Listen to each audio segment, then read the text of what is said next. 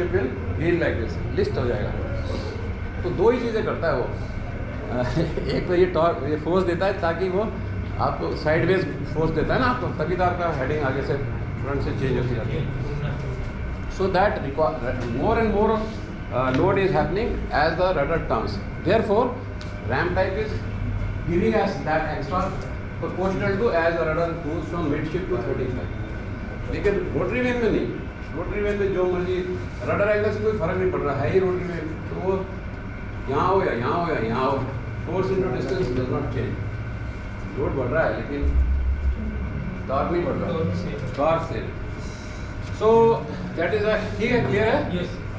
So it is a constant torque machine at all angles of help compared to the RAM system where due to raption and slide effect the torque available increases with increasing effect। जैसे जैसे rudder move करेगा distance जो है ये बढ़ता जाता है, तो आपका और रैम में है ना सर, मोटर जो नीचे रैम टाइप में वेरिएबल है, Variable इसमें है। फिक्स, इसमें फिक्स। अगर वैसे जस्ट फॉर योर नॉलेज अगर कभी होगा मैं आपको रेफरेंस स्लाइड दिखा दूंगा कि कैसे चेंज हो रहा है, वैसे आप कहो तो मैं भी दिखा दूंगा, I can show you just now, क्योंकि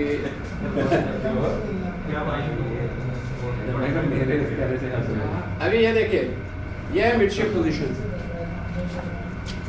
this fellow will always move in a straight line, ram हमेशा स्ट्रेट लाइन में घूमेगी, लेकिन ये टिलर है, जब ये यहाँ, जब ये आपने 35 डिग्री दिया, ये रैम यहाँ से इधर आ गया, तो ये टिलर यहाँ से ऐसे आ जाएगा। So therefore okay let me now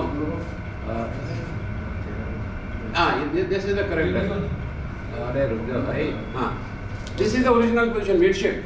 अब जब 35 डिग्री पे आ गया तो आपका ये टिलर मूव करके ना इस एंगल पे, और ये स्वीवर्ड होता है, तो ये it changes as per the tiller का एंगल, जैसे जैसे चेंज हो रहा है ना, ये ऐसे गोल घूमता रहेगा, वरना तो मूवमेंट हो ही नहीं पाएगा पॉसिबल। तो पहले ये ऐसा था, फिर जब जो इधर आएगा तो ऐसे ऐसे थोड़ा घूमता जाता है, जैसे जैसे एंगल आएगा। अब आप देखिए ये डिस्टेंस बढ़ गया ना, तो टॉर्क भी बढ़ गया। This is what I was saying, that torque will increase in RAM type. उसमें ऐसा कुछ है ही नहीं, उसमें ऐसा कोई पंगा नहीं है, सीधा सारा है, गोल गोल गोल घूमेगा, उतना ही घूमेगा।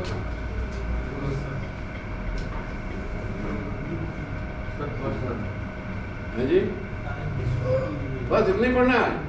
करना तो सर पीछे चल रहे हैं वैसे ही, कंप्लीट नहीं होगा, क्या नहीं होगा? कंप्लीट ही नहीं होगा सर, कंप्लीट होगा, क्यों नहीं होगा? इसमें कोई भी चीज़ एक्स्ट्रा नहीं पढ़ा रहा मैं आपको, तो इसलिए मैं स्किप कर देता हूँ। जहाँ मुझे वो मैं आपसे पूछ लेता हूँ कि आपको समझने के लिए चाहिए डायग्राम, तो मैं दिखा देता हूँ, अदरवाइज MU क्लास रूम में क्लास चेंज करनी बस यहाँ से उधर चले जाओ, वहाँ सीखो। 2 वर्ष तक निकल गए हाँ यहाँ क्या करने वाला, तो यही है, इधर या उधर। अभी ये सर आप अपनी क्लास पढ़वा दो। ये स्टीयरिंग के रेगुलेशंस की फोटो दिखा देना सर, ये खींच लेते हैं, समझना नहीं है, समझ भी लेंगे और बट आंसर लिखने कितना मिनट है अभी? आप अभी जाना चाह रहे हो या आपके ऊपर है? थोड़ी सी है, 5-6 कर लो, क्योंकि फिर बताऊँ मैं आपको, मेरे को आपको वो डिक्टेट कराना है, तो रडर रेस्टर का, क्योंकि वो आपको बुक में नहीं मिलेगा। सो आई विल डिक्टेट दैट। अगर आ गया तो पूरा एक पार्ट में आपका 5 लाइनें लिखने में अगर पूरा बन जाता है तो क्या नुकसान है आपको, है ना? हमें व्हाट्सएप पे भेज देना सर, हम सब लिख लेंगे वो, फिर आप समझा देना। आप लोगों को यंगस्टर्स आपको सब ये फटाफट पता होता है, व्हाट्सएप क्या इंस्टाग्राम फलाना ढिमकाना, हम लोग जब पुराने टाइमर है, we are not that much tax heavy as you are. ठीक है सर, फिर डिक्टेट ही करा देंगे। यार आप लोग थोड़ा ना मॉडर्न जनरेशन है। आपने कब शुरू किया? मेरे ख्याल सबसे सीनियर हो यहाँ पे। स्टीम देखा आपने? स्टीम वाला I am steam ticket holder also. अच्छा, स्टीम टिकट भी है, ड्यूअल है, दोनों है। 72-73 में आपने किया सेल? तो टाइम वेस्ट मत करना। मैंने 74 में 74 में शुरू किया। अभी लेकिन तब तो डीजल आ गया। डीजल तो आ गया, लेकिन स्टीम भी था। Steam ships were there, turbines with main boilers. आजकल तो मेन बॉयलर कोई hard to see a main boiler. We had full 3 main boiler जो कि मल्टी स्टोरेड होते हैं, मतलब ऊपर नीचे चढ़ने में जान निकल जाती है। इतना पसीना आता है, बाद में बियरी पीनी पड़ती है। लॉस ऑफ डिहाइड्रेशन और सॉल्ट एवरी बार you have to take salt tablets, मतलब we used to take. Anyway let us quickly okay regulation थोड़ी सी देखो यार, हाँ, yes, sir. Yes, sir. 5 minute और लगेंगे, देख लो। तो स्टीयरिंग गियर मेन रेगुलेशन, इसलिए मैंने कहा मेन रेगुलेशन, क्योंकि इतनी तो आप लिखोगे, अगर वो क्वेश्चन आता है ना तो थोड़ी सी लिखनी पड़ेगी। Main steering gear requirement class 16 IMO। Main steering gear should have capability, आप लोग इसमें आधा याद रखते हो तो, लेकिन आधा नहीं पूरा लिखना है अगर क्वेश्चन आता है तो। 28 सेकंड तो ठीक है, 35 to 30 for main steering should be capable of moving the rudder from 35 to 30 in 28 seconds. But under which condition? deepest sea going draft At deepest sea going draft, है ना? That means maximum summer draft and maximum ahead service. Under this condition, this 28 second requirement is. तो अगर आप port में कर रहे हो तो आपको हमेशा कम टाइम में हो जाएगा, 28 नहीं लगेंगे, 20-22 मिनट वहाँ खड़ा जा जल्दी हो जाएगा। चलिए मैं सोचूं मेरा स्क्रीन बहुत बढ़िया है, नहीं, लोड कंडीशन में फुली लोडेड पे है ये requirement. Under same conditions of draft and speed, ये लाइन नहीं भूलनी, this is for testing, this is the capability, rudder should be capable of turning from 35 to 35। Capability ये है कि 35 डिग्री दोनों साइड में दे सकते हो, लेकिन टाइमिंग 35 से 30, that is the only difference in the two statement. ये तो हमें करना है। Where the rudder stock is required to be 120 millimetre diameter at the tiller, यहाँ टिलर लगा हुआ मेरा, यहाँ का जो डायमीटर है टॉर्क के हिसाब से, तो इसका टॉर्क पहले कैलकुलेट था, फिर इतने डायमीटर में ये ठीक है, टूटेगा नहीं। तो अगर डायमीटर यहाँ पे 120 है, the steering gear has to be power operated, power operated होनी जरूरी है। अगर इससे कम है तो आप हैंड से लगा लो, जैसे कि लाइफ बोट वगैरह छोटे उसमें वगैरह है, ठीक है, बट फॉर शिप इससे ज़्यादा ही होएगा, so power is required. Auxiliary steering, so every ship must have a main and auxiliary steering. Auxiliary steering is required 15 to 60 second at deepest draft, speed half of maximum service speed और 7 knot whichever is higher। उस condition में 60 second की requirement है। Their rudder stock is 230 mm and above at tiller, auxiliary steering also must be power operated। तो ये तो main requirement है, auxiliary main की है, ये ऑक्सिलरी की है, लेकिन मेन रिक्वायरमेंट जो है स्टीयरिंग की, स्टीयरिंग गियर की मेन रिक्वायरमेंट है, वो मेन स्टीयरिंग ऑक्सिलरी स्टीयरिंग दोनों होनी चाहिए। अब इससे इतना होगा तो पावर चाहिए, वैसे ऑक्सिलरी स्टीयरिंग क्या है, टाइमिंग रेट ऑफ टर्न कम है ना, तो कम रेट तो आप दूसरे हैंड पंप से भी दे सकते हो या और अदर मीन से भी आप प्रोवाइड कर सकते हो। तो उसका मतलब है तब ये रिक्वायरमेंट है कि it has to be power operated, आप बिना पावर ऑपरेटेड नहीं कर सकते। So this is the requirement, as per this requirement is based on the torque, correct, torque required, क्योंकि डायमीटर तभी इतना होगा, इसका मतलब है टॉर्क है ही नहीं इतना, लेकिन अगर उससे कम है then it is okay, otherwise इतना है तो इसका मतलब टॉर्क ज़्यादा चाहिए तो पावर ऑपरेट भी होना चाहिए। ये हो गए दो रिक्वायरमेंट। उसके बाद if main gear comprises 2 or more units, auxiliary gear is not required.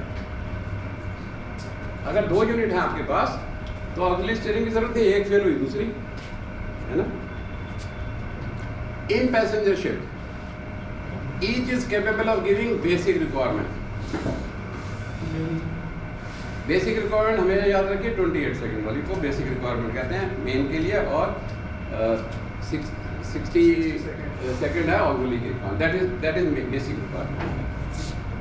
This is again important, this is called single failure criteria. After a single failure in piping system और in one of the power units, ये दो ही हैं fault जिसके लिए 16 की regulation है। Piping में fault, leakage हो गया या पावर यूनिट यानी कि मोटर चल गई या पंप खराब हो गया, इन दो केसेस में defect can be isolated and steering speedily regained. यहाँ पे कोई टाइम का नहीं है, स्पीडीली का मतलब जितना जल्दी हो सके। सर आपने शायद लास्ट टाइम 45 सेकंड भी बताया था। 45 सेकंड आएगा tanker, chemical tanker, gas carriers and passengers, इसके लिए नहीं है, इसके लिए नहीं है।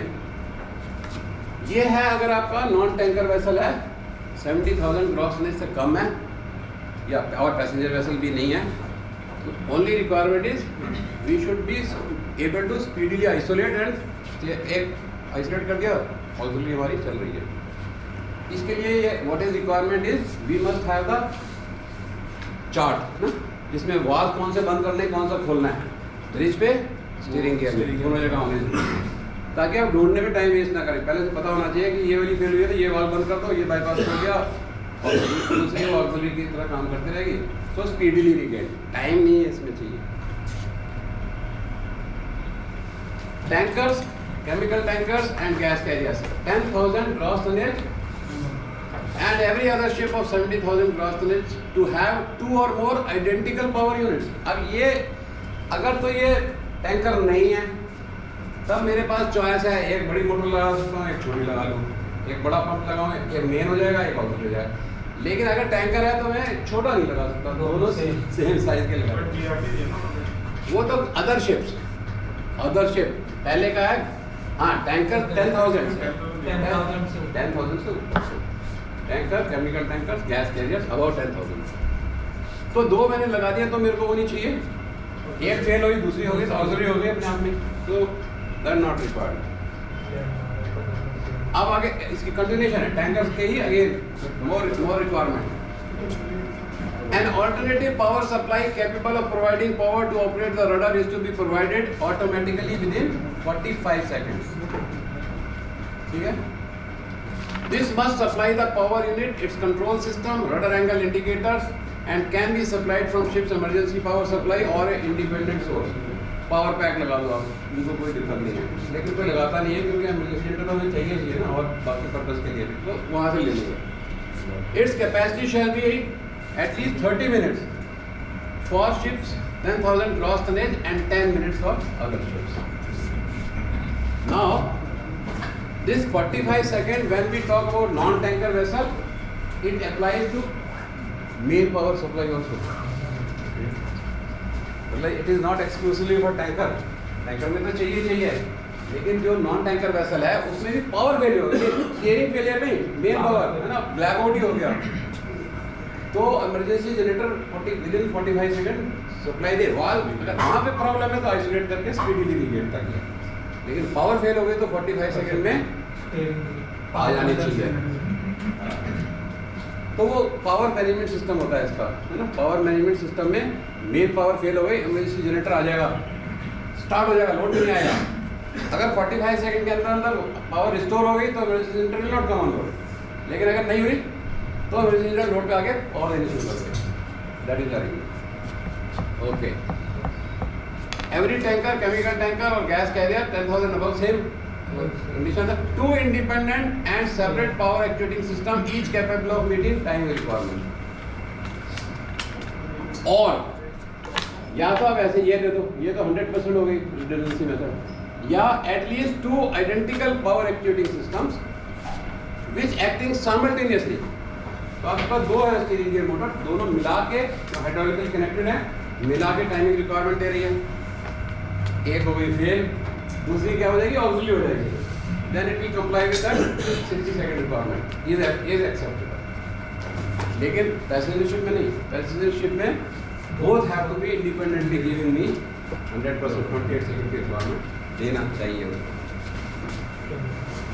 ओके, और क्या है,